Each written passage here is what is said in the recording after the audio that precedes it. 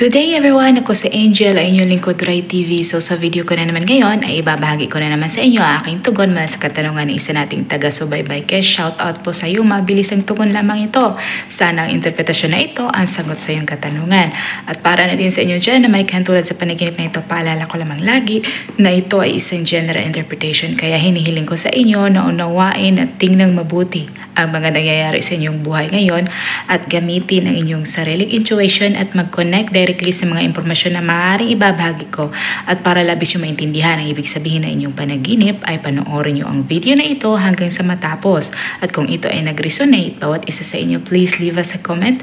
At huwag na din kalimutang mag-like, mag-subscribe at i-hit na din notification bell para maging updated kayo lagi. At mga hindi pa nakapag-follow sa aking Facebook page, i-follow nyo na po Rai TV at i-share nyo na din. Maraming salamat. Ang pagkakaroon mo ng panaginip tungkol sa tsinelas na sira or napuputol ay kinukonsider natin bilang isang bad omen as per dream meaning and interpretation. Dahil ang panaginip ay maaaring nangangahulugan na ikaw ay haharap sa mga di inaasahang problema soon. Ang panaginip ay maaari ding nangangahulugan ng trouble or kaguluhan during travels, kaya ingat-ingat po kayo. At maaari din na ito ay nangangahulugan ng embarrassment or shame or pagkapahiya.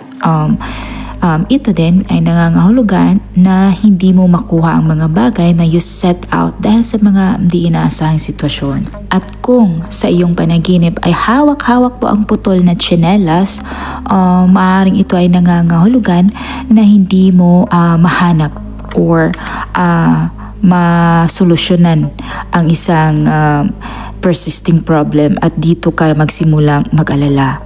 At maaaring walang tutulong sa iyo. At kung naman ikaw ay masaya sa panaginip habang hawak-hawak mo ang tsinelas na sira, ito ay maaaring nangangahulugan na nakapag-decide ka na tanggapin ang mga certain things sa iyong buhay as it is and will move on. At kung sa iyong panaginip ay sinusubukan mong ayusin ang putol na tsinelas or ang sirang tsinelas, maaaring ito ay nangangahulugan na maaaring hindi ka pa handa na mag-give up at ipaglaban mo pa ang mga bagay in the near future. Titigil ka lang kapag nagtagumpay ka na. At isa din sa mga common na interpretasyon ng panaginip ay maaaring ito ay nag-represent ng instability or insecurity sa iyong buhay. Since ang tsinelas ay sinusuot natin for comfort and protection at home, ang panaginip ay maaaring nag-suggest na you are feeling vulnerable sa sitwasyon kung saan normally ikaw ay nag-expect ng comfort or safety. At maaaring ito din ay nagtuturo sa mga issues sa relationship, sa home life or sa personal circumstances. Maaari din na ang panaginip ay nag-indicate na you are encountering obstacles or discomfort sa iyong current life path.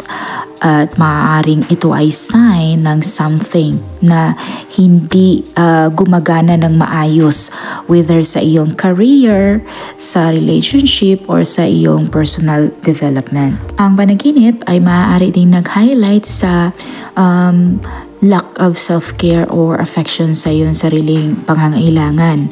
Since ang tsinelas ay associated sa relaxation at comfort, kapag ito ay nasira sa panaginip, maaaring ito ay reflection na kinakailimutan mo na ang iyong well-being, either physically, emotionally, or mentally.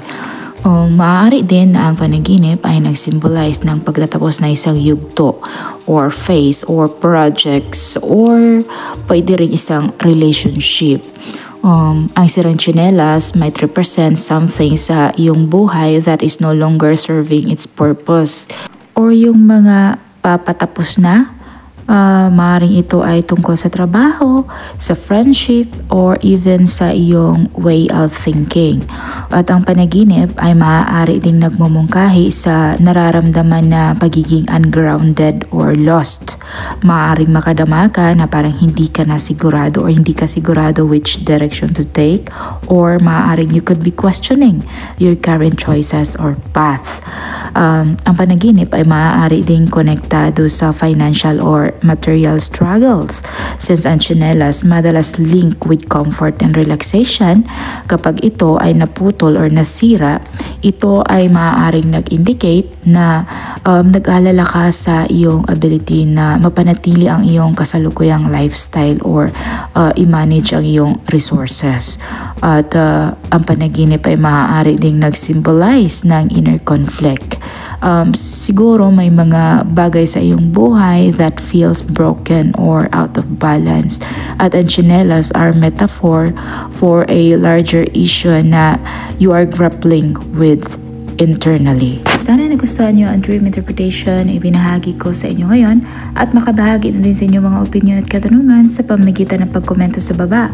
At kung ikaw ay bago pa lang sa akin channel ay huwag kalimutang mag-like, mag-subscribe at i-hit na din ang notification bell para maging updated kayo lagi. At sa mga hindi pa nakapag-follow sa aking Facebook page, i-follow nyo na po Udray TV at i-share nyo na din.